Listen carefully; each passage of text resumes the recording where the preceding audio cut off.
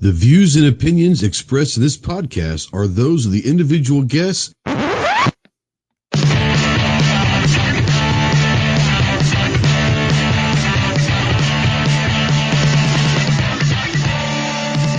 If you're a sensitive snowflake that may get easily offended, then turn this off immediately. If you want to hear the real truth about the gun culture, then stick around. This is the Armed Citizen Podcast.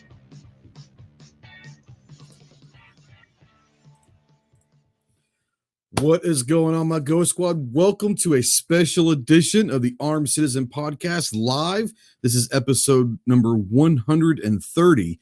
I know that it's a weird time and a weird day, but we've got some guests coming in today that we fit them to their schedule. They're doing some stuff right now that we wanted to make sure we got them to. We didn't want to miss out on this opportunity because there's some people here and some organizations that you guys need to know about, and we want to get their information out and their story out as much as possible. So we did it right now. So we hope that you're watching live. If you're not able to get off work, but you're watching this in replay or listening in podcast form, welcome to the show. Welcome to the special edition of the Armed Citizen Podcast. So today we've got, like I said, we've got some individuals that are amazing veterans, and there's some heroes. There's some organizations that we're going to be talking about. And what we're going to do first is we're going to say hello to our first guest, which is Travis. And Travis is working with an organization called Halo for Freedom. And these guys work with veterans that are transitioning, that might be injured or have other ailments that they're trying to transition back into normalcy and help them as much as they can. But I'm not going to be here describing it. I want to welcome Travis. What's going on, Travis? Trey, what's going on, brother? Good to be here. Yeah, man, you guys are doing some amazing work. I know you guys are having an event basically all this week. So for the viewers out there, what I want to do is let you kind of talk about what Halo for Freedom is, and then kind of talk about maybe what you guys are doing this week. You got it. So this week we're in our 8th annual Weekend to Remember. So we are the Halo for Freedom Warrior Foundation. And so what we do is we specialize in giving wounded and disabled veterans that confidence and that voice back. Because so often we see our amputees and guys that have lost arms and legs and have other injuries. It kind of puts them into a funk. They go into a depression, or they feel like they're less of a man or less of a human, less of a father. They feel like they've lost that confidence that they had when they were active duty. And so we put them through a few days of just absolutely balls to the wall, fun in the sun, right? So over the years, we've done NASCAR. We let them drive a track at Texas Motor Speedway. We jump out of planes in the middle of the NASCAR Speedway and land in the grass.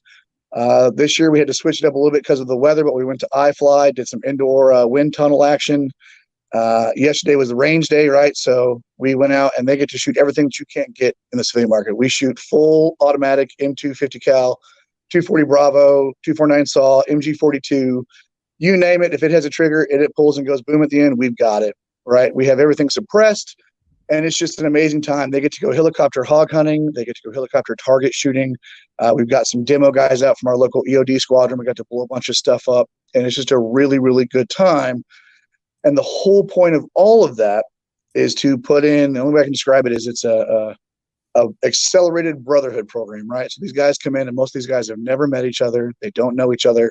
And over the course of 3 or 4 days, they leave best friends, right? Phones full of new numbers, new Facebooks and Instagrams and all the socials. And this is a lasting friendship of a group of guys that get it. And so the whole point is to give them that support channel, to give them the ability to have a bad day and call a brother that gets it.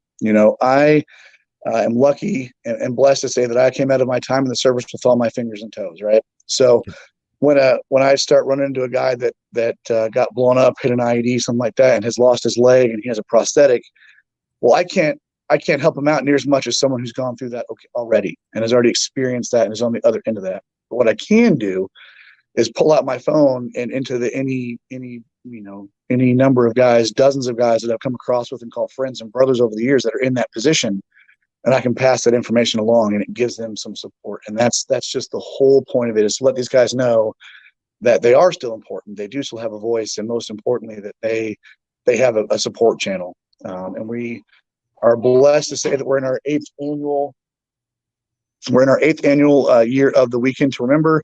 It's always in March, and so with the foundation brings all these guys in. We fly them in from all around the nation, put them up in the hotel, and we just let them get after it, and we just kind of stand back and watch. And it's just really cool to see. So, yeah, it's awesome, and you guys were started by Dana Bowman, and Dana, you guys might remember.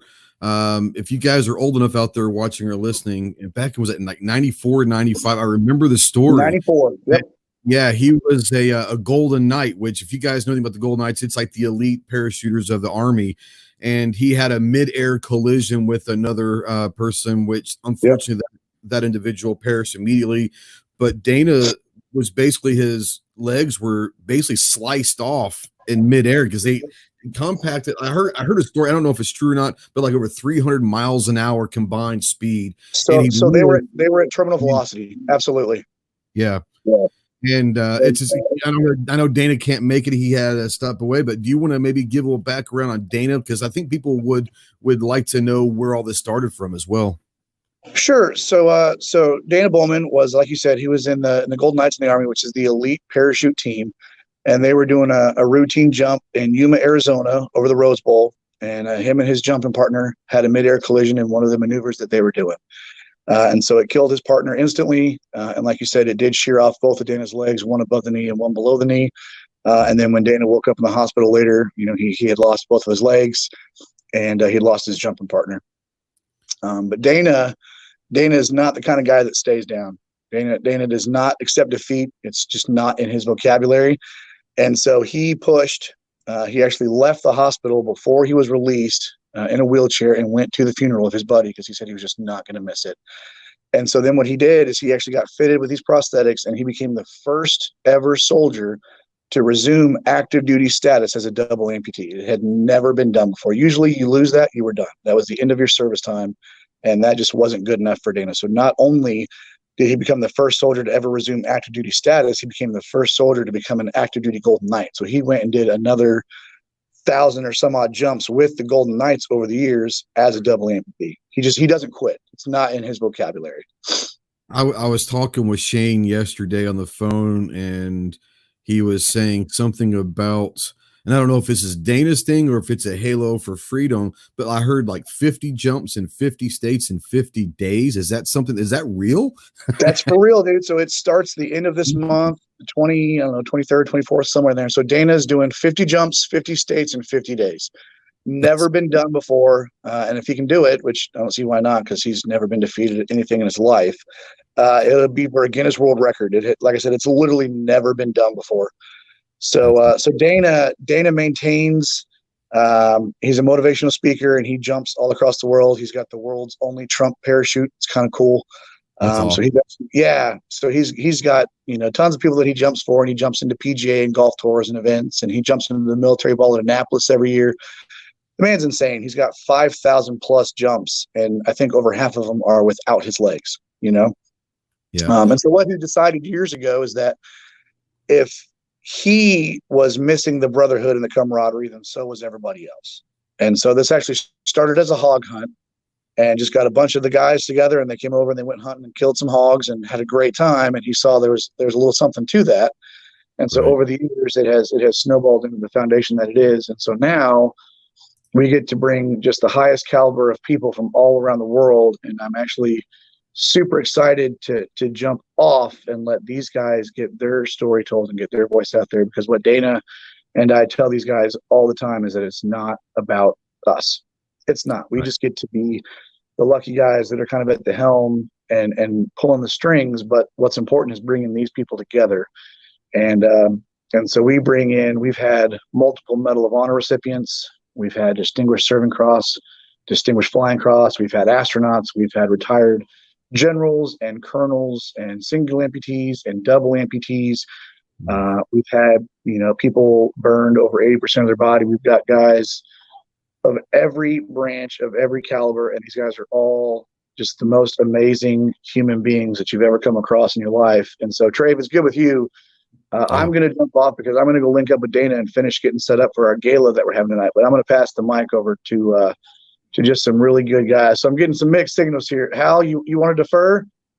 All right, so I've got two gentlemen that are in the pipeline. So I've got Colonel Fritz, retired, so he's a Medal of Honor recipient, and then I've also got my good buddy coming on, and that's Cleve McClary. And both of these men, all these guys, have amazing stories, and so you're going to get to hear from about a half dozen or so vets. It looks like we've got in here today from all the branches, from all the walks, and they're all going to get their voice out there. So Trey, I really appreciate you having me on and supporting Halo, dude. Absolutely.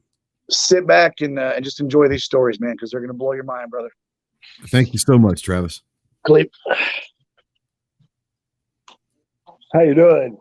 How you doing? So, Cleve McClary from Paulins Island, South Carolina.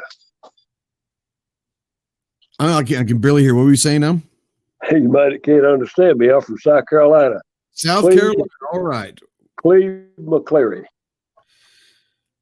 Miss McClary, for people out there and myself, I would love to hear your story and then what Halo for Freedom has meant to you as well. So if you could maybe kind of give your background and kind of what you're doing with Halo for Freedom.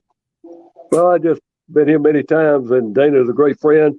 Not only is he setting a world record jumping 50 states in 50 days, I work with Congressman Tom Rice, and he's helping us. We're going to use it to raise money to buy a van to get wounded warriors and veterans that can't afford to get to the VA hospitals and all, or get to be a van with his jump at Myrtle Beach, South Carolina on 5 April. And we're looking forward to that. He does so much for so many. I've never seen anybody work any harder. My story, I was a college coach with Paul Dietzel. I saw a guy burn a flag at a ball game. We finally won one. And I walked on and joined the Marine Corps 3 days later. Had a recon team in Nam, and they wanted me to share that last hilltop experience. Went in with an area that very few men had been. Instead of going with 6-man team, I had 11 go with me. We were surrounded by the enemy. Had 2 dead and 11 wounded out of 13. But Lord's been good to me. But describing that hill, I cleared a punchy pit, got a bomb of that, had my radio man, McCormick, dig a foxhole to my left, 3 men in a foxhole to my right. About 30, 40 yards behind me, a bomb crater there, about 2,000 pounds. A bomb crater, I put 8 of my men around the edges of that.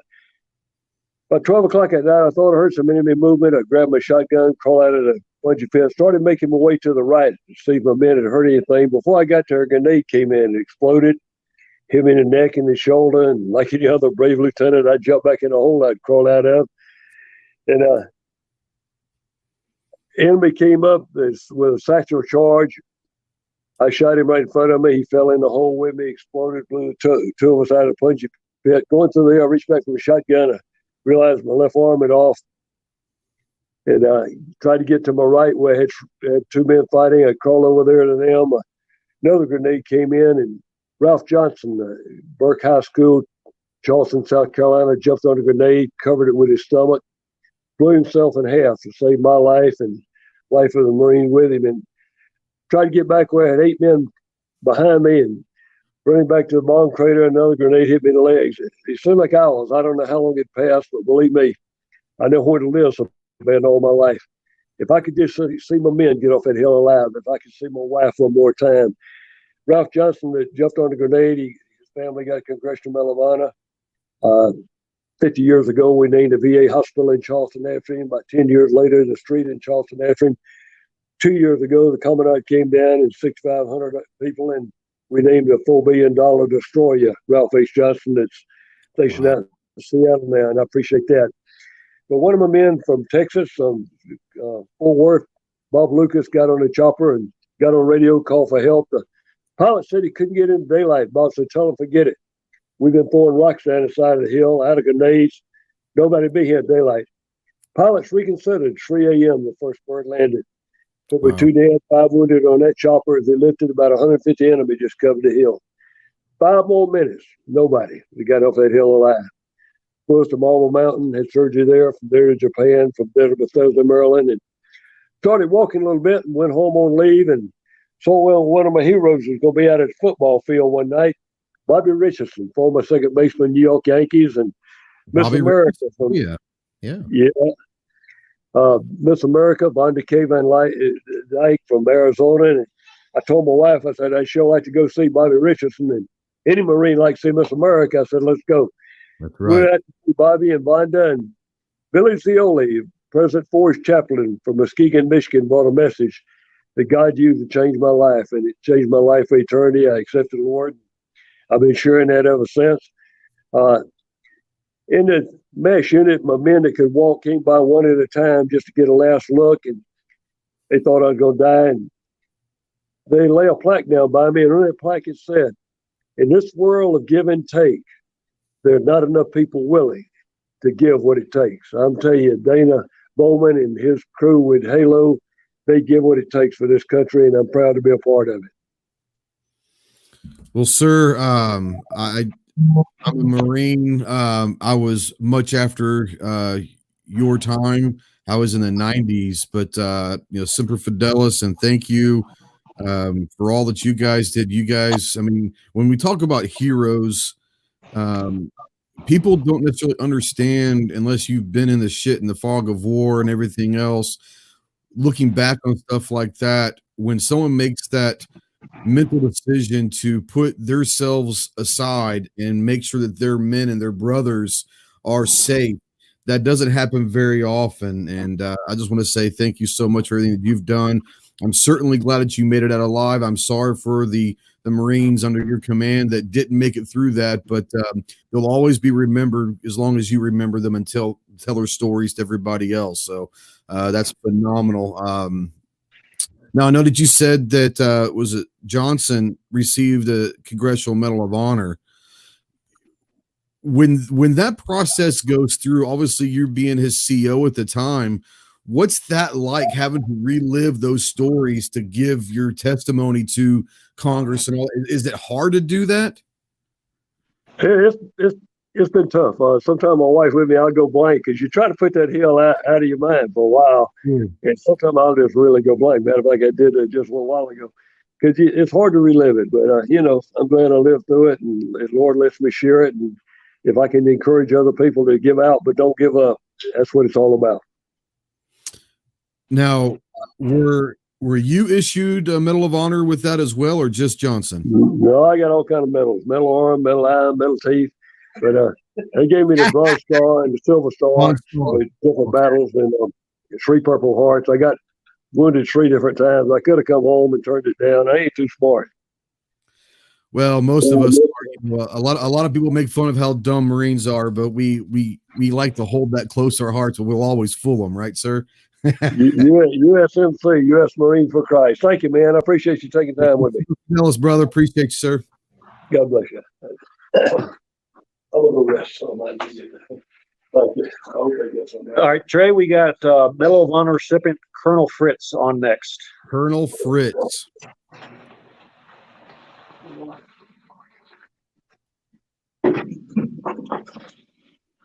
Hello, how you doing? Good afternoon, sir. How are you doing, Colonel? Oh, just fine. Just call me Hal. In the Medal of Honor Society, we don't have any ranks. Each of the recipients call themselves by the first name and their brothers by the first name. So please refer to me as Hal. Yes, sir. I want to say this. I've never personally been talked to a Medal of Honor recipient. So this kind of comes cool and special for me and all the people that are watching live and listening later on and watching later on. Very few probably have ever been around or talked to or been able to ask questions to a Medal of Honor winner. And I don't know if you want to, I don't know how much you want to get into it, but if you're willing or able to, I would love to maybe hear the story of what took place for you to get the Medal of Honor, if you don't mind. Sure, I'll share that with you. It's a set of unusual circumstances, and when you hear the others that are with me today or are here today, you'll find that valor knows no bounds. And in my case, it was just a matter of being recognized by my fellow troopers for what I did in saving lives. The other veterans that are here, the other heroes that are here, the other warriors that are here did something equally as valorous, but they were just not recommended for the Medal of Honor. That doesn't mean that their valor was any less than mine. It's just that they were not recognized as I was representing my particular troopers on that battle and trying to save lives. And it was an amazing sight to see the troopers pull together. And as I told Deb, and I recently talked with several of them, it wasn't just me, it was us that made the difference. And I think you'll find that true of any of the warriors here. Together, the team made the difference. And you'll hear it from warriors that lost limbs, warriors that lost friends, or warriors that, in fact, would do it again if they could bring back their fallen brothers. And in my case, we were with the 11th Armored Cavalry Regiment, which was commanded at that time by Colonel George S. Patton, the son of World War II Patton.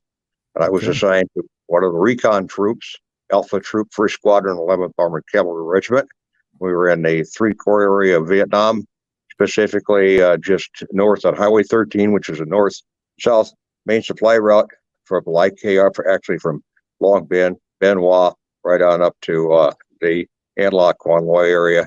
And it was an MSR that we were adjacent to with a cavalry troop that consisted of 3 recon platoons of 8 vehicles apiece. And we also were reinforced with a tank platoon from our sister squadron. And that particular day, we were to escort a convoy of trucks that would contain 5,000 gallons of jet fuel, gasoline, diesel fuel, ammunition, supplies that were being delivered to American forces that were based in the areas north of us. The mission that we had was to have one of the platoons of 8 vehicles intermixed with the convoy south and actually in Lai Kar, which was down about 30 kilometers, as escorts, and another platoon was to go north to clear the road from where we were up through Quan Loy An Lac area, because it was a dirt or laterite road, to ensure that the road was safe for the convoy to continue on. Once that section of the road was cleared, that particular element of that platoon was to log or to get into a position to act as a reserve force in case the convoy and escort were ambushed by the North Vietnamese. At the time, I was the executive officer of Alpha Troop. We had a platoon leader for that platoon had been wounded, and his platoon sergeant had been wounded. So they were without their platoon leader, platoon sergeant. We had a new CO that had only been there 2 weeks, the captain, and he was not familiar with the arrangement of the missions that we had.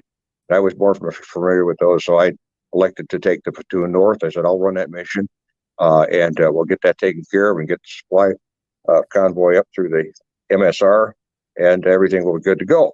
And he said, okay. I was short people, so I had 3 of the men that were due to get on a helicopter and fly south to D-Rose out of Vietnam that volunteered to go with me. So we got the 8 vehicles, and we started up the road, no possible problem. We got up to our destination, refueled, we're coming back down the road, and as we did, I told the convoy to initiate their forward movement. We were clear, and as we moved down the road to our position that I was going to select, I was looking at a position that I thought we might be able to catch a VC or an NVA soldier that had occasionally taken some pot shots at their convoys going up there, but he never hit anything. So we assumed, now this is January, I assumed that perhaps it was a VC or an NVA that got an AK-47 for Christmas, and he was trying to zero it in. He wasn't doing a good job. So my plan was to capture the little guy and see if we could get intelligence on the elements that were to that side in the Cambodia or down Highway 13, because that was adjacent to the Ho Chi Minh Trail, which was one of the North Vietnamese main supply routes of supplies. So as we came back, and after we had alerted the convoy to move forward, the position I chose to move into as we slowed down was a position that a North Vietnamese reinforced company had moved into to ambush the truck convoy. As we slowed down, the North Vietnamese commander had no choice but to initiate the ambush as we were in a kill zone, because if we would have moved off the road, we would have compromised their position. So we therefore became the target of the ambush. And when we first got hit, they took the 2 command vehicles out with the dual antennas, and I was in the second vehicle, the lead vehicle at that point. And it blew me off the vehicle, and I initially thought I'd hit a mine. So after I got up and pulled myself back into the vehicle, and I saw that my vehicle had been hit with recoilless rifle fire and RPG fire, and was being raked with machine gun fire. Both my gunners were killed. My 2 side gunners were killed, and I saw the convoy was caught in a fuselage of fire.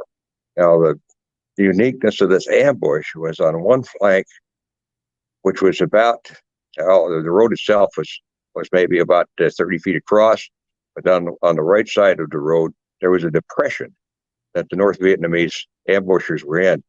They were shooting up at us. Across the road was level, and the NVA ambushers were shooting at us. So they were in effective crossfire, and they, in fact, were not hitting their own soldiers.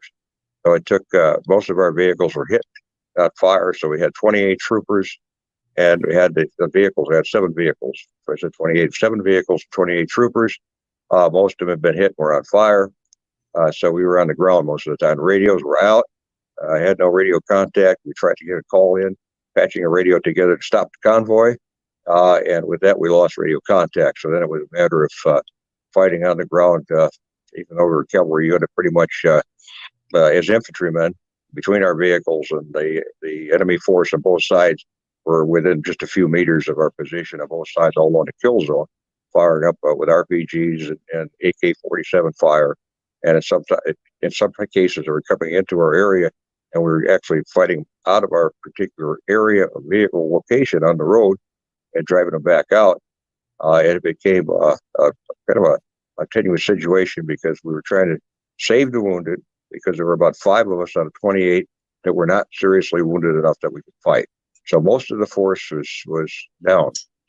And so that's what we're trying to work the entire length of the convoy. You figure you got, 28 troopers and 5 vehicles, and they're on fire. And so that's quite a stretch with the APCs running back and forth. Wow. So we had to fight for our life on our hands. The troopers did an excellent job. I mean, every one of them. The medic, he was a 19-year-old medic. That was his first firefight. And he told me later that he was taking care of one of the wounded troopers, and he looked up and saw 2 North Vietnamese soldiers coming out of the trench down on one side of us with fixed bayonets, and they were so close to him, he thought it was going to be the end. And he told me, he said, sir, he said, I'm not a religious person. And I said, okay, that's man's choice. And he said, but at that particular point, I was guarding my patient, and I knew that my time was up. They were going to get me. I just closed my eyes for a moment, and I said, good Lord, here I come. And he heard a burst of fire, and one of the fellow troopers had shot the 2 NVA, killed them, and saved the medic. So as we're going through this, we had no radio contact. We knew the convoy was probably en route to us. Our ammunition was running down. We wanted to, 1, stop the convoy, and 2, I couldn't E&E the men out, escape and evasion, because we were surrounded. So it was a matter of trying to fight off what we had. And I told the sergeant, I said, we'll keep them back as long as we can. Now, when they come over the top of us, you're going to have to make a choice. And I handed him 2 grenades. And I said, he knew what I was talking about.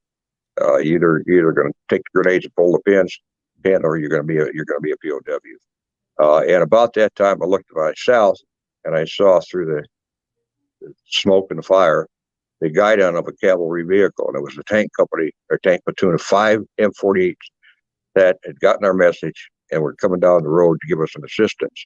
Now, at this point, we're still fighting the North Vietnamese. It's the dry season, so everybody's covered in that red dust, and our vehicles were also. There's smoke and there's fire and there's tracers going every direction, and the tank stopped about 150 meters south of us.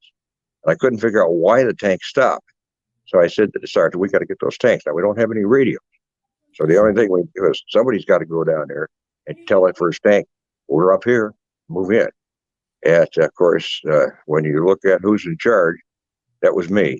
So I started going down the road, running my skinny 138-pound body down that road as fast as I could. And I said, Jesus, they shoot me. Well, one less person. I could have only 4 to protect everybody. And I started getting close to the first tank, and he turned his main gun right on me. When you're looking at the business end of a 90-millimeter main gun tank cannon, it looks about as big as a wastebasket. And all of a sudden, he fired and blew me into the bushes. What I didn't know was there was an RPG team that had aimed the RPG at the lead tank. The tank commander had only one choice: eliminate that RPG position before the RPG hit him. I was between him and the RPG team. Fortunately, the blast blew me into the bushes. I got screwed up a little bit, blew my ears bad. But then I come crawling out. I got up to the lead tank and got a hold of the tank commander. And I said, okay, left flank, right flank, here's where you need to go. bad guys are in the middle of us. They're on the side of us. They're on both flanks. You move in both sides, we have a good chance of suppressing them pretty good. So that was 5 tanks they moved in. And with the arrival of those 5 tanks, I got back down to the actual position that I was in prior to running down 150 meters, 150 yards. I was able to be with the men, and we got the tanks in place. That started to turn the tide of the battle. Unfortunately, we lost by 2 gunners. But as we brought the tanks in, we started taking less fire because they were concentrating their fire now on the tanks that were moving on both sides, 3 on one side, 2 on the other. And that kind of subdued them a bit. I mean, they were still going after us, but just prior to that, before we got the tanks, there was one assault that they made at us at the end. We drove them back I took a group of 3 people with me, and I said, we got to drive back one more time. So we just grabbed what we could. In my case, I had a 45 and a bayonet, and one guy had a rifle, and one guy had a shovel, and away we went. And I guess they weren't expecting that. They figured they were gonna beat the crap out of us and kill everybody and move back into Cambodia. But that was such a out of the box solution that it caused them some concern. They didn't know how to handle it, and they backed up. So I got back into the position, and that's when we saw the tanks. And that's when I went down there.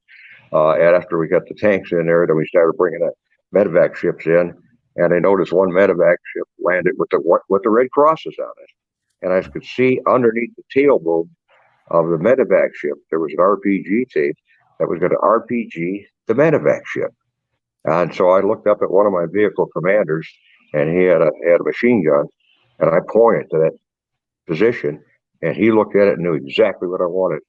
And he let a burst of machine gun fire go, and he killed the 2 men that were in the RPG position. It was fired, went over the helicopter, didn't hit the helicopter, and it popped in the back of us. So we were able to prevent the medevac ship from being shot. And we started evacuating our people. And as we were doing that, I found out we had a ditch. I got into the ditch with one of my NCOs because now we had the tanks down there, so we were kind of reinforced. And I was trying to clear this ditch area, and I was facing one way, and he was facing the other way. And I had my trusty 45 that never let me down. And all of a sudden, through the brush of this ditch, came this great big guy. I mean, he was as big as me, and he had a belt buckle that had a star on it, a communist star, and it looked like he was Chinese. And I said, "Bet I got him." I got that 45, and he was only a few feet from me, and I had a perfect sight picture of his chest. I pulled that trigger, and when that firearm hammer fell down, it sounded like somebody hitting a church bell because it rechambered on an empty chamber. And he's right there. And I said, I looked down at his AK-47 that he had with a fixed bayonet, and I saw the front of a round sticking out of his chamber area, which meant he had a jam. And the next few seconds went pretty fast, and the troop said I grabbed his AK-47 from him and bayoneted him and killed him. I don't remember a lot of that, but we did it. That's what they said.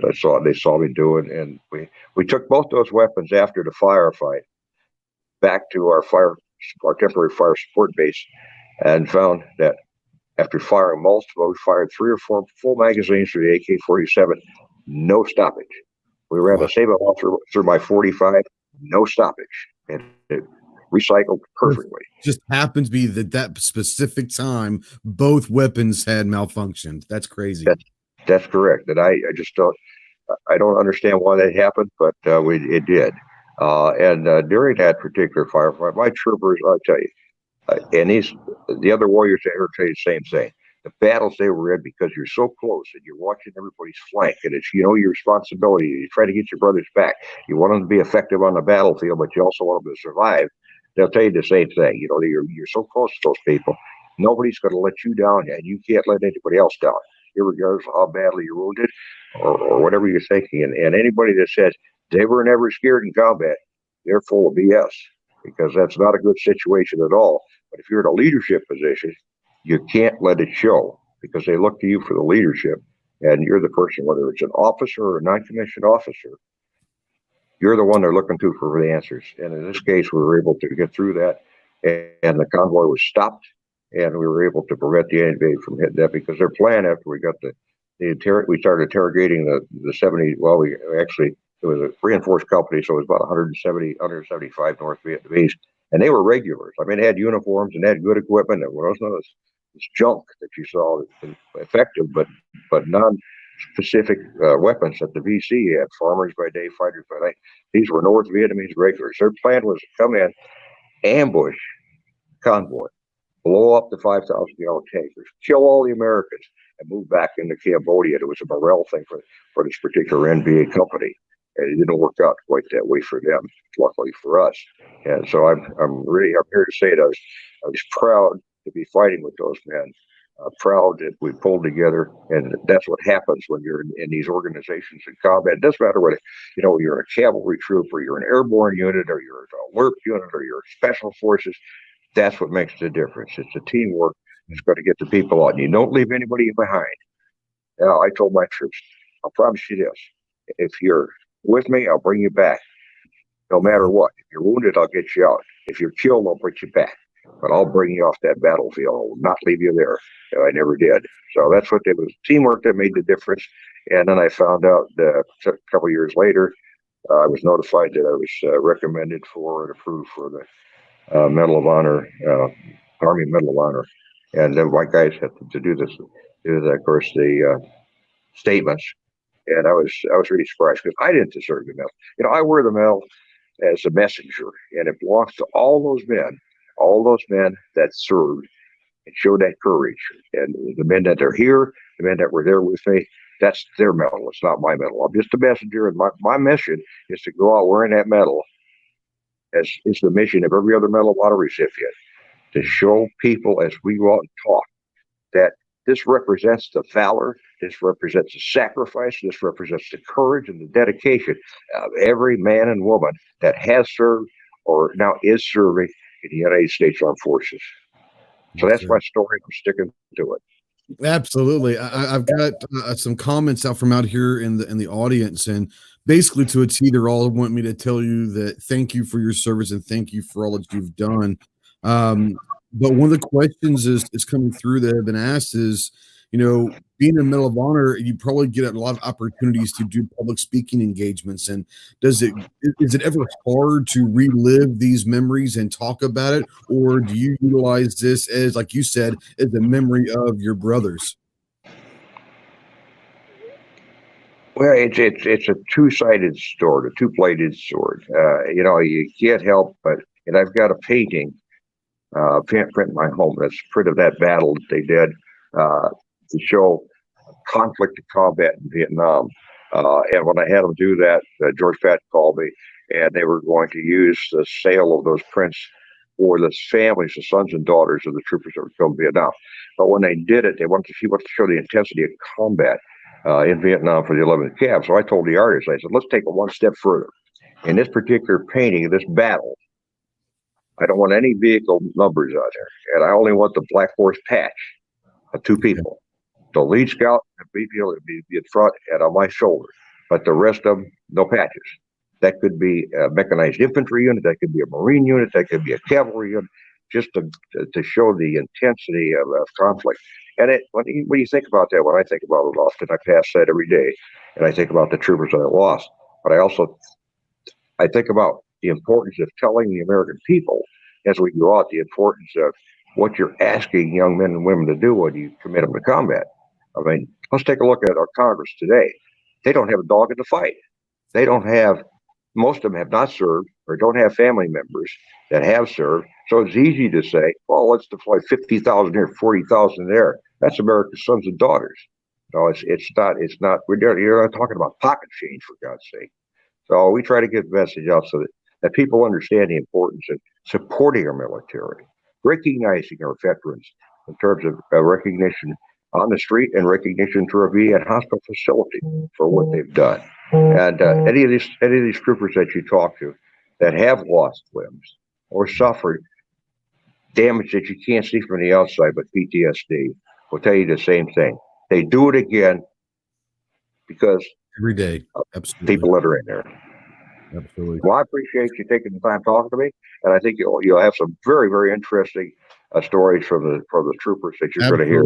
I call everybody a trooper, whether they're what service they're in. So I don't mean to degrade the Marines or the Navy or the Air Force, but everybody is a trooper.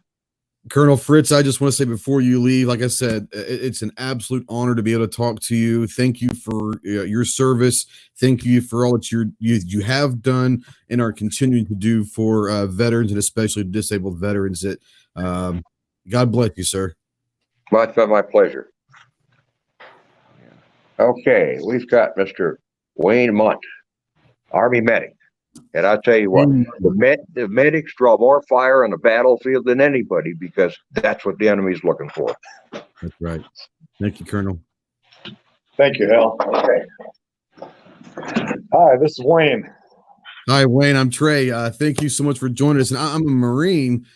So we have in the Marine Corps, we have Navy corpsmen, which are our medics pretty much. And I will say this, if being a medic, you'll probably understand this, but for the Marine Corps, Navy corpsmen are held to as high esteem as you could possibly be, because medics, corpsmen, they are the lifeblood of anything. So thank you for your service, and I would love to hear your story. I'm sure the audience would love to hear your story as well, sir. Thank you.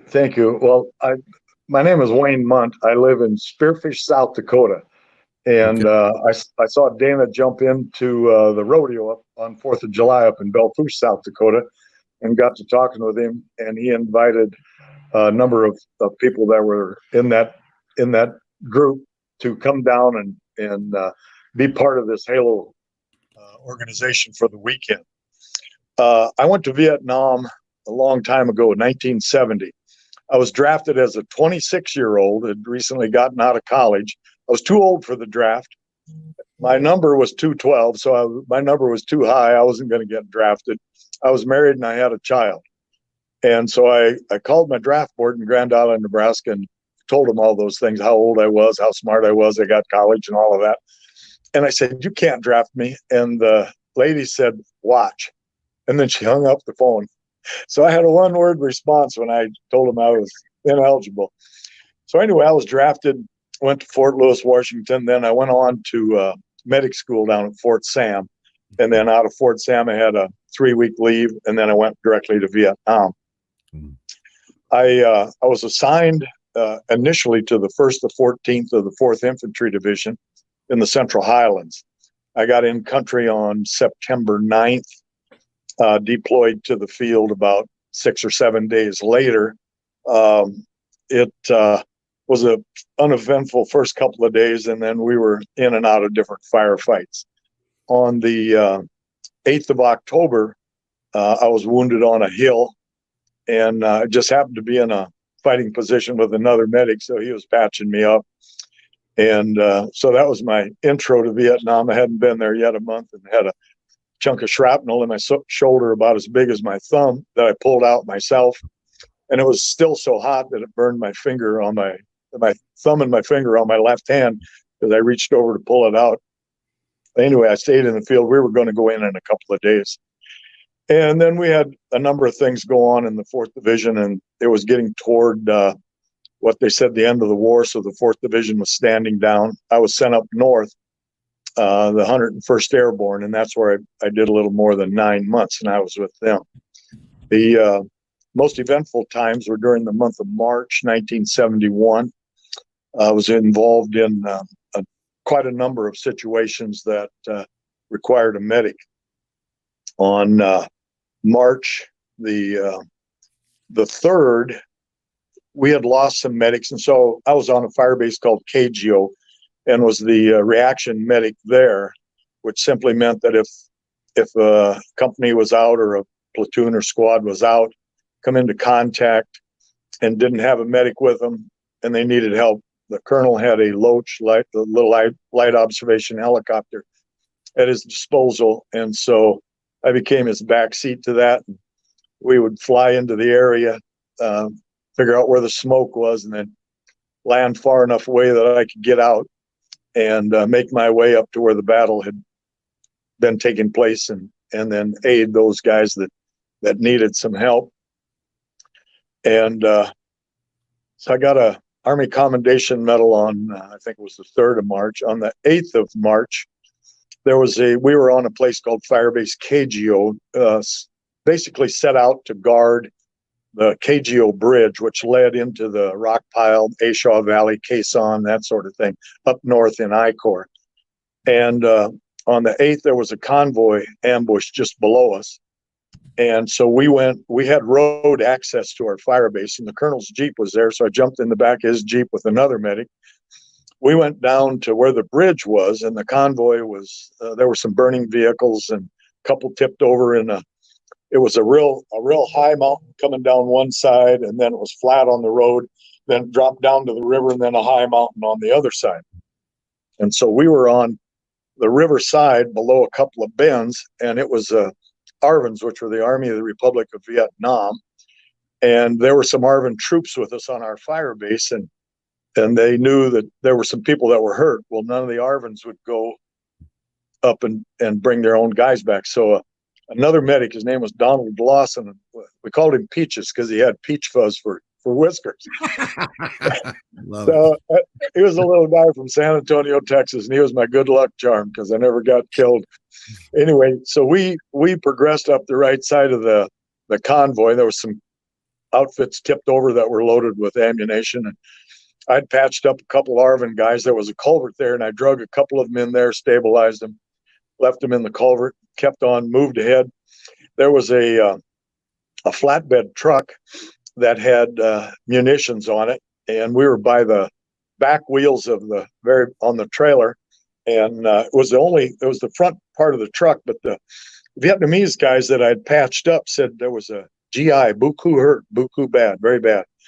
And so we went ahead and we were by the back wheels of that semi, and I told Peaches, I said, stay here, I'm going up to the front, see if there's anybody in the cab, because there was a door open on the cab. And as I sprinted as well as I could, I had a 16 in my right hand and my aid bag in my left hand. And as I approached the door, as low as I could get, I heard an RPG coming in from the right. And so I hit the ground, pulled my pot down on my face. That RPG round hit about somewhere between 4 and 6 feet in front of me, right on the edge of the road. And it blew sand and gravel and other crap on me. It blew a hole in the tire right next to my face, blew that stinky old bad air out of that tire. And it hit the saddle tank of diesel fuel and it didn't explode. And I had diesel fuel all over me. So I turned back to Peaches and I said, let's get the fuck out of here. Mm-hmm. So we went around to the other side, thinking that all the bad guys were down on the west or the east side of that road. Well, it turned out there was a bunch of them on the upper hill on the other side. So we're kind of in a ditch in a low spot there, but they'd taken some pot shots at us. Luckily, they weren't very good shots. And we heard a truck coming back downhill because we were going uphill. And we thought it might be the lead truck of the convoy coming back. And so we're hunkered down by some rocks there and looked up, and it was a deuce and a half coming back down the hill. And I said to Peaches, I said, jump, grab the mirror and jump on the running board. There's not room for two of us. I'll catch the net on the back because I could see a cargo net on there. Right. And so Peaches jumped on the door. I jumped on the back, grabbed a hold of that net. I climbed up as good as I could. I had my aid bag slung over my shoulder and hanging on to my left hand onto the net and my 16 in my right hand. And about that time, the little people up on the hill opened up on us with AK fire, so on. Luckily, they were piss poor shots. It was like a John Wayne movie. I'm hanging on the back of that net with my feet in it, one hand on it, shooting, and then go down and then try to reload. And it was like a monkey playing with a football. And got back down to the bottom, just nothing, just little dirt scrapes and stuff on me. And the CO at that time, a man by the name of Colonel Hamilton, awarded me a Bronze Star with a V device on that deal. That was on the 8th. On the 11th of March, 3 days later, we had incoming every day thereafter. On the 11th of March, it was a busy time. Holy shit. On the 11th of March, which is my alive day, we got some incoming, and of course the word medic it spreads fast. Bailed out of the, I didn't have a shirt on, but I threw my flak jacket on and I threw my pod on, grabbed my 8 bag and my 16, and I went around the bunker clockwise from bunker, it was like bunker 14. There were 16 bunkers on the thing. And just to check, make sure on the way around. And a couple of the other medics had gone up toward the helipad. We had just had some helicopters come in, and that's what they were trying to hit. Well, as I made my way around, somewhere around bunker 6, when I was getting toward the helipad, a 122 rocket, I think it was what it was, maybe a big mortar round, hit behind me. And I had my flak jacket on, and it had a couple of great big holes in my flak. It knocked me flat on my ass, just drilled me. And I realized I wasn't dead, so I did a front roll, gathered myself up, and continued on. I did get some wounds in my left arm and shoulder, but I knew it wasn't enough to immobilize me. So I went on, got over by bunker 9, and that's where the first rounds had come right into that area. And 2 of the medics that had come up the other way had both been wounded, were drug into there, and the place was filling up, and there were some guys over toward the helipad that were down. And so that's when I had to go to work. So I headed over toward the helipad, and I got a couple guys that had been wounded pretty good, and I drug them back to the bunker, and then ended up going back. Sorry. So okay. Anyway, and then I went back, and I got 2 other guys that were dead. I brought the one back. I tried to bring him around, but it wasn't going to work. And I went back to get the other guy, and he was blown up pretty good. And so then we got another huge barrage of rocket and mortar fire in. And as I was bringing him in, I laid on top of him so he didn't get hurt anymore. Anyway, it brings out some emotion.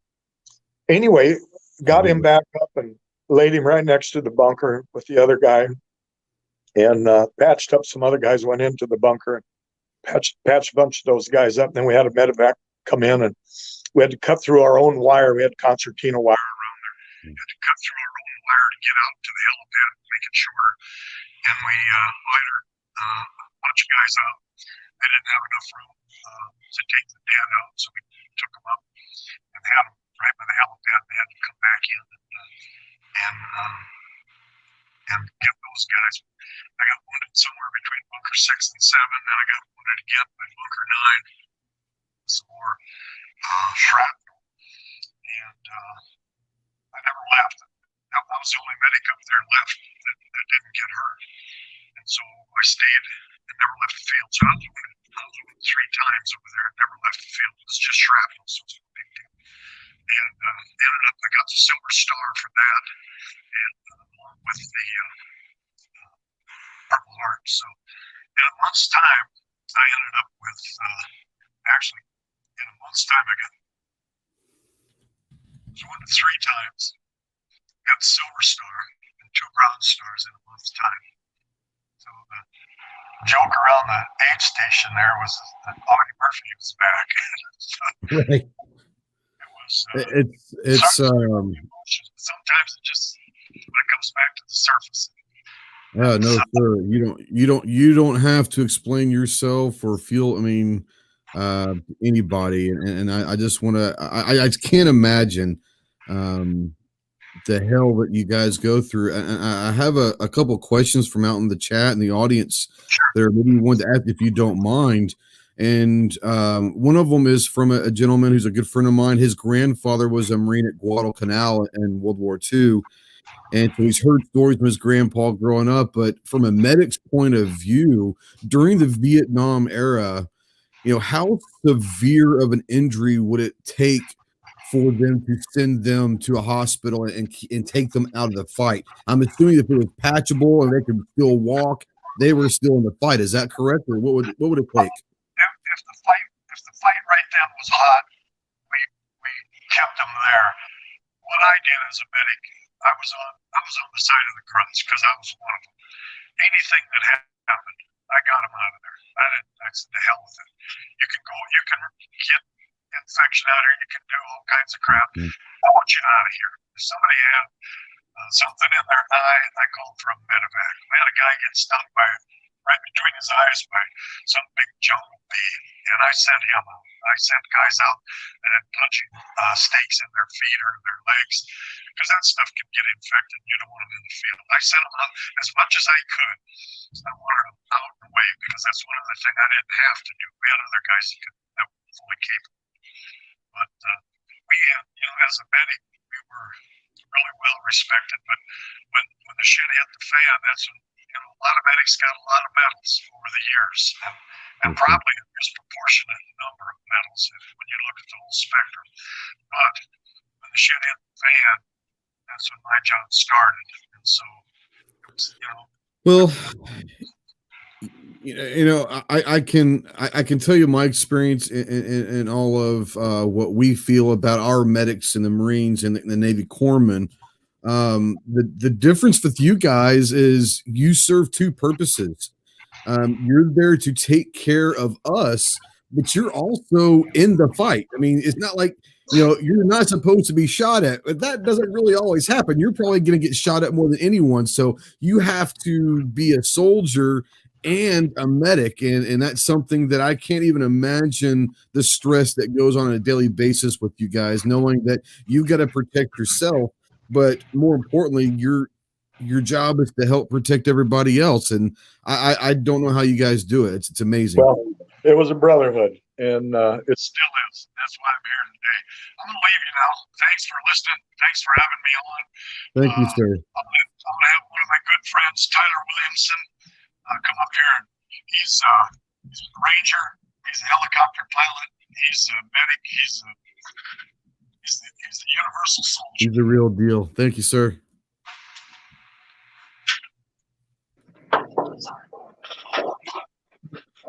How's it going, brother? I'm great. How you doing, Tyler? All living the dream, man. Talk about living in the shadows of giants. Nightmares are still dreams, right? Yeah. Talk about humility and humbleness, living in the shadows of these guys that came before us. It's crazy, isn't it? It's amazing. It's amazing. Let's say pre-9/11. I was in the military prior to 9/11. Fought re-enlisted, stay in, do everything. But man, my brothers, our generation, Iraq and Afghanistan, we deserve to give our Vietnam veterans so much more credit than they were ever given. I mean, when we came home, we were treated amazing, and we were treated amazing mainly by these guys that are 60, 70 years old that were completely shit on when they came home. And our hearts go out to those guys. It's pretty amazing. Absolutely. Yeah. It's I was in the Marine Corps in the 90s, and I remember hearing stories from people that were coming back from the Vietnam era, and they were just treated absolutely just like trash a lot of time. And so, yeah, it's crazy. But, so you kind of did a lot of things. You were a ranger, a pilot, a medic. Can you kind of give everybody kind of your background of all the shit that you went through? Well, kind of my story. I'm third generation military, third generation paratrooper. I joined the Army in 2000, wanted airborne school, wanted Fort Bragg. I was the recruiter's dream. Signed up, enlisted for not $1 of bonus, took off, went to Fort Bragg, North Carolina, and fell in love with it. Loved that camaraderie. Served as a machine gunner, javelin gunner, combat lifesaver, basic trauma life support guy, and then eventually worked my way into HHC Scouts. As a scout sniper, went to Ranger School, 19 years old, made it through Ranger School. And that people realize that's a feat in itself right there. So I was pretty proud. Got through Ranger School, started training back at the 2nd Brigade of the 82nd Airborne, and 9/11 happened. I happened to be on rear D that day because I broke my foot on a jump and was on staff duty and watched the towers fall. And literally just felt my heart shake. And, we're Eastern time zone, a couple hours ahead of where I'm from, Western South Dakota. Called my dad and just said, it's going to happen. He was a Vietnam vet, so we kind of knew what was going on. We knew we had a heads up. Well, you knew it was getting ready to happen at least. Yeah. And later on, our unit was assigned to a JSOC element that was going to be stationed out of Saudi Arabia to prepare for the airborne invasion of Baghdad International Airport for the opening shots of the war. Push came to shove, sandstorms came in, our jump didn't happen. I was assigned as a heavy scout sniper carrying the Barrett 50 cal and the primary spotter for my light guy carrying the M24. We were reattached back to, I believe it was 3rd Infantry Division, and our first major battle was in the Battle of the Samwa in southern Iraq. It was one of the many cities that 3rd ID bypassed their lightning run to Baghdad. And the Battle of Samwa occurred between the 30th of March and 4th of April. Our initiation was at 0245 Zulu, which was 545 local. Bridges across the Tigris River, Euphrates River, and were initiated on by our KPV technical, firing directly across the bridge at us, and started the game. Soldiers were running everywhere trying to take cover behind reed fences like it was going to stop something, and there's green footballs flying through it as that 88 gun was shooting at them. One of the NCOs in the lead platoon took out the technical with a M72 Law from our Vietnam vintage stockpiles that we raided prior to the invasion. My scout team, sniper team, took up position in an overwatch over the bridges and started engaging targets of opportunity. I was in position with height advantage, was able to see beyond the little sand and concrete walls that surround every hut in Iraq. And as Iraqi Fedayeen and Army soldiers were trying to flee because there was a massive amount of firepower being thrown on them by a bunch of 18-year-olds from the 82nd, I engaged 3 guys that looked like a PKC machine gun team that were running out the back of the building. And the firefight went on for a while and kind of died down, came back up, and they kind of rejuvenated and started firing mortars at us. We were taking mortar fire, and Staff Sergeant Sean Rowe was down on the bridge, and all of a sudden he just started yelling up on the top, Will, zip line. It's like, what the hell are they talking about? All of a sudden there was a steel cable that got pulled up out of the river and was anchored to our side of the road on the bridge abutments and went to the 3rd or 4th story window building across the street. We didn't know what was going on, but we figured it probably wasn't a good idea. If they were going to send satchel charge or explosives down on the bridge or whatever. And only because of the rounds that I had been firing throughout this engagement, I completely confirmed zero. And cable come pulling up out of the river, and it was Hollywood movie time. And I let one shot go and severed the cable in the middle of the road in front of 250 guys. It was pretty awesome. How about that, huh? Awesome. Got called out on that at my wedding by some of my other Army buddies to the ones that were there. But then we kept advancing farther north and ended up providing counter IED and mortar support with sniper teams, along Route Irish. That was the time when the Iraqis really started getting good at making things blow up on the side of the road. And it was kind of vindication going out there at night and watching these guys dig in holes and thinking they were getting away with something, and then just hearing your spotter say, send it, and let one fly and put another guy down that's trying to take out one of your brothers. And I did that first full year of OIF-1, redeployed, and was voluntold that I was going to take over a team in the 18th Airborne Corps Long Range Reconnaissance, which is Fox Company 51st Infantry, the elite bastards, some of the best guys I've ever served with. Conducted 2 tours in Iraq, conducting counter weapons and Syrian influence incursion missions along the Syrian border, and placing sensors and taking 3 to 6 man reconnaissance teams out for 4 to 8 days at a time while we were watching them. Got detailed a mission along the Euphrates River, overlooking the Syrian border, where they suspected large amounts of surface-to-air missiles and rockets being smuggled. Been notified in the past that other special operations forces had been out there attempting overwatch on it, and one such team was engaged in a serious firefight and had to be extracted. We attempted to go back in about a month later. Thought we found the perfect site up in these cliffs, and since it was rocky, we couldn't dig in.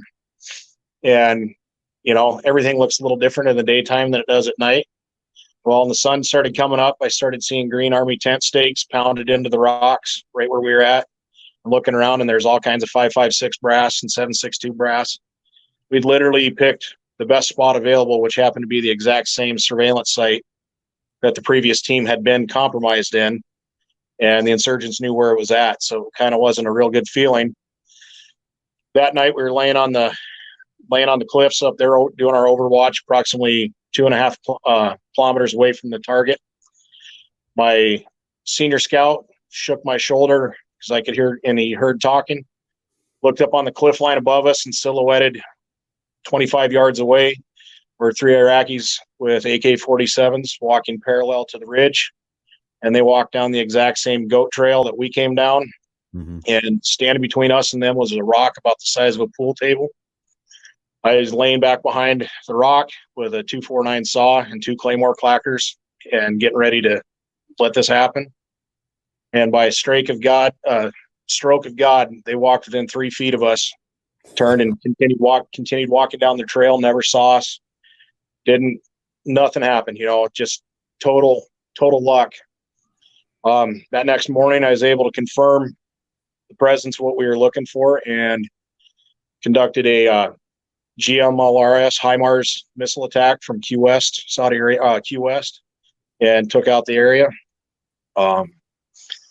During those 2 tours of Iraq, as a recon team, I believe we were hit 36 times with IEDs, 7 vehicles that were completely destroyed. And our sole purpose out there was trying to gather the intel to intercept these weapons that they were bringing in. And on that 3rd tour, I was notified that I was selected to go to flight school.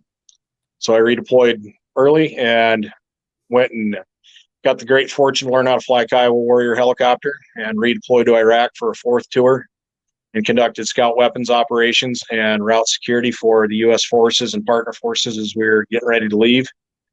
And that's kind of about it. It's just been amazing being out here with this group of people this week, though. Yeah, thank you so much for your service and all that you did. I got a question for you though. So I was with the unit called First Rig, Surveillance Reconnaissance Intelligence Group over in Camp Pendleton, and so we probably shared some of the same stuff. But what I want to, being a recon guy who's embedded into the environment for a week, 10 days, and hopefully you're not noticed because you're doing a job, versus a helo pilot, 2 completely different stresses because everyone knows you're in the air, they can see you. What was more? 2 questions. What was more dangerous and what was more stressful?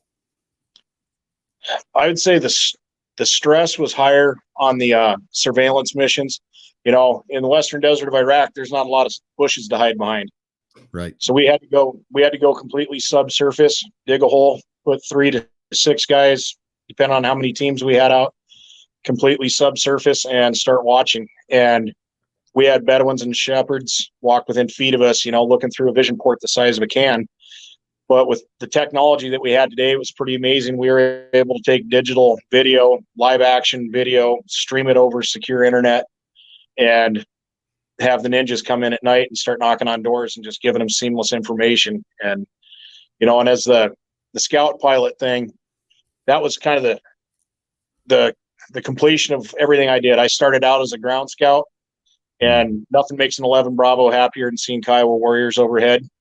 And I just thought it was awesome to be a Ranger qualified 11 Bravo that was now flying scouts above my brothers below. But I was in a unique position in all but the first part of my military career when I was an infantryman was actually a door kicker. But the entire rest of it, I was always in an overwatch, intelligence, surveillance, protection thing. And Nothing crushes me more when somebody would get hit with an IED or any of that. And it just puts that burden on you as an intelligence and, asset that you guys didn't quite get it done, and somebody's might not be here because of it. Yeah, it's interesting because the average person doesn't understand the layers of a unit structure, and you've got to have the door kickers, and you've got to have the overwatch, and then you've got to have the overwatch, which is in the air, and when I was in, we didn't have internet, we didn't have digital cameras, we didn't have drones, we didn't have all of the stuff. And so it's interesting that the mechanics and the SOPs don't change. Technology changes, but guys with boots in the sand, it's still what it is. So it's amazing. What you have done is incredible because you literally went the whole gamut of the experience.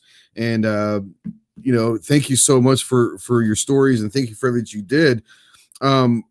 When you're over there and you come back, and obviously you're with working with Halo for Heroes, and you see guys and gals that are coming back that have been through some traumatic experiences, lost limbs or whatever, when you get to work with some of these people and get a chance to talk to some of the young ones just coming home, what's the one thing that you try to tell them? You always want to tell them everything's going to be okay, but what's the one kind of message that you try to give everyone that's coming back that's still struggling? I'm still struggling. We're going to struggle for a long time. Sure. The thing Right. is, they need to know, and we all need to realize, is that every one of us has got a demon of some sort inside. Some of it's from the loss they had, some of it's survivor's remorse, some of it's that. But I think the biggest thing is they just got to be able to find somebody they're comfortable with and be able to talk about it. And the biggest thing I see in the veteran community, I'm a prime example of it. Type A males don't ask for help. That's right. They don't want help offered to them, and they don't respect help that's offered to them unless it's somebody they can relate to or somebody that has seen it. And us as a group of veterans need to realize that we are the key to cutting that 22 suicides down. And it's through being able to relate and talk to them.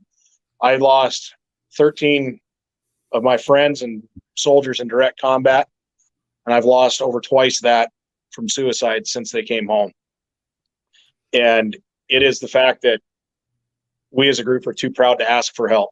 And and we all know you got problems. It's just hard doing it. And, events like this that Dana put on is absolutely amazing because you can see through everybody's bullshit. Soldiers can't bullshit soldiers because they all know somebody who knows somebody else, and you're going to figure it out, and these guys just kind of let that armor down and, man, have fun, take these guys out and just have fun. Yeah, I've shot every gun in the world, but you know how good it was? It was pretty nice to get back up and let loose with the Ma Deuce again. That's and just get that rattle going and just check it, gets the blood flowing. So I really appreciate, what these guys have done and all these organizations. And I'd like to be followed up by one of my OEF brothers here, Specialist Juan. Oh, Harry, how do you spell? I can't say it, buddy. Great. Hey, thanks, Tyler. I appreciate you, bro. Thanks, man. What's up, Juan? How you doing? Hey, how you doing, sir?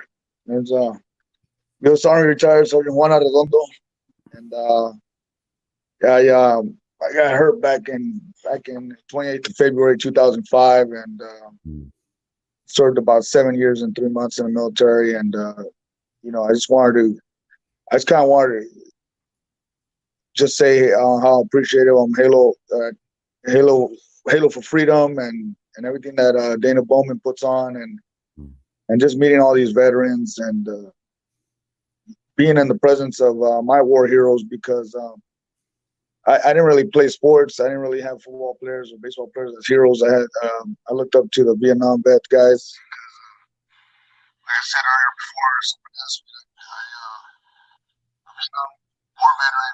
Got me to join on because in high school I had a tough story about a Vietnam vet, and find a Vietnam veteran and his documented story, and after listening to his story, I was like, what I'm going to do that 15 years old has joined the military.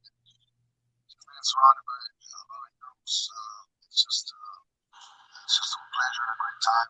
That's what if this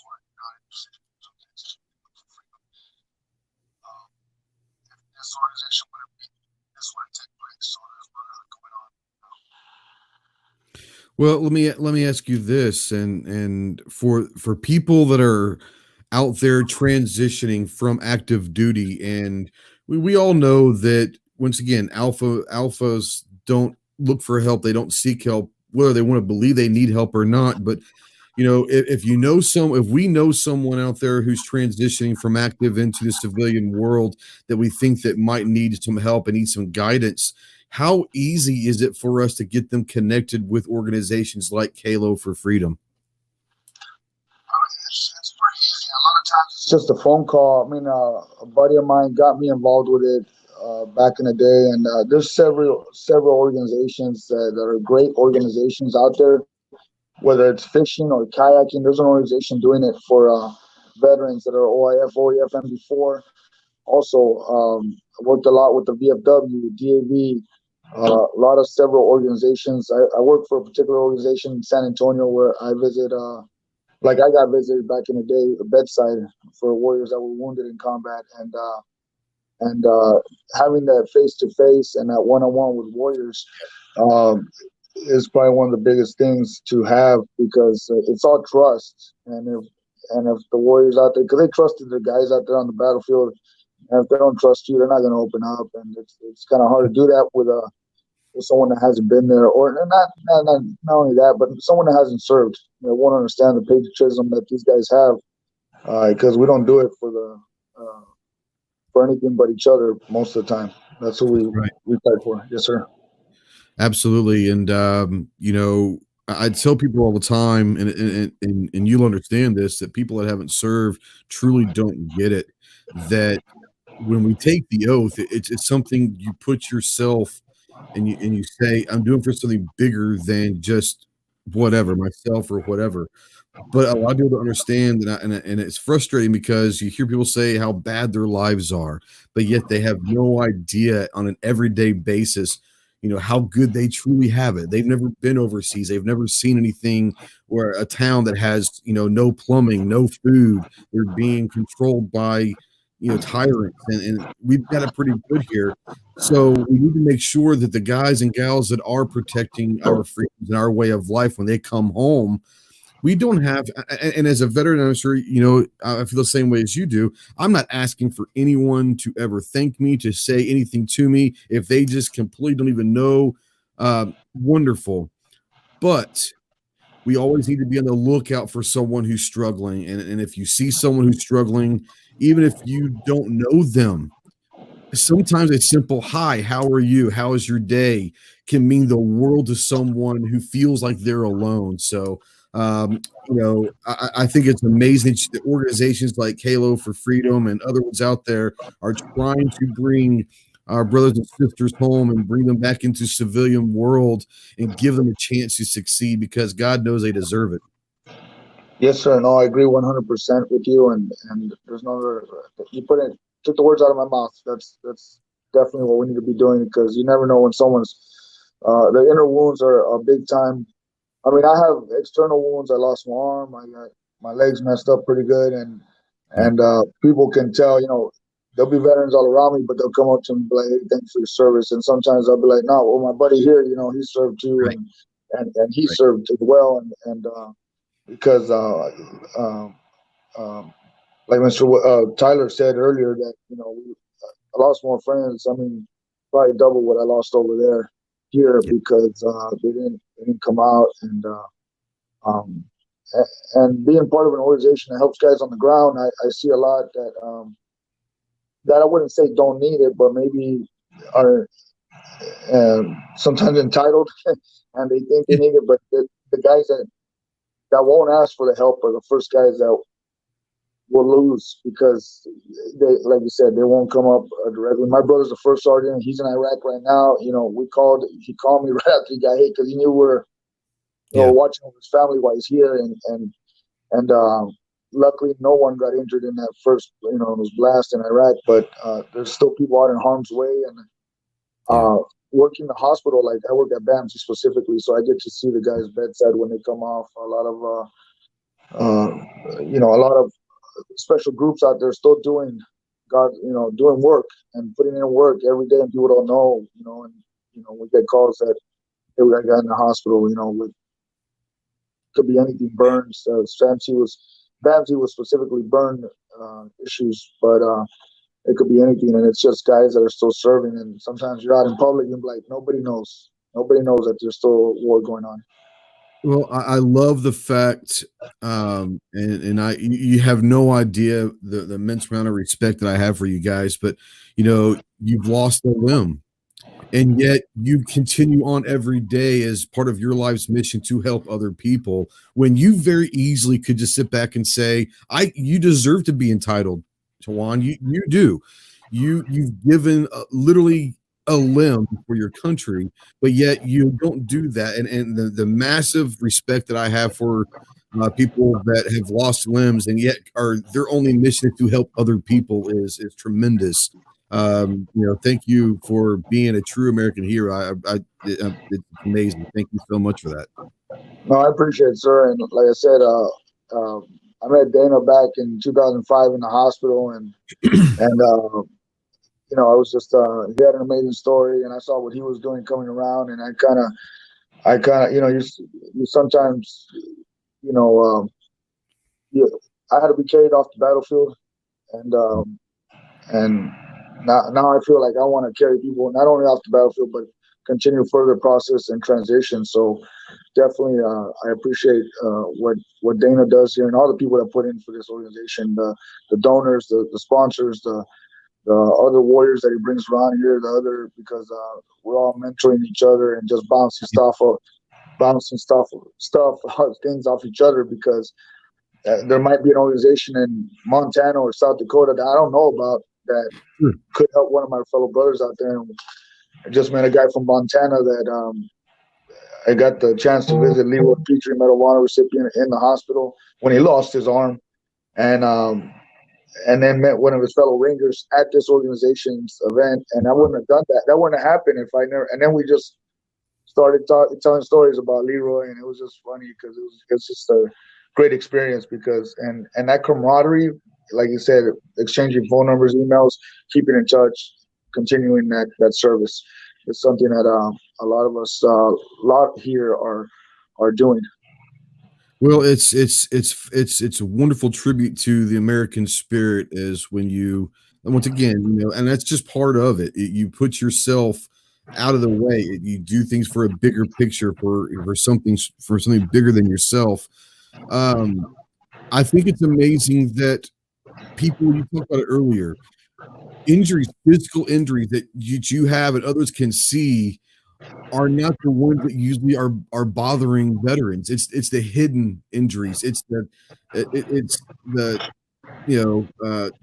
traumatic brain injuries. It's PTSD that no one can physically see, that people don't realize that this happens daily.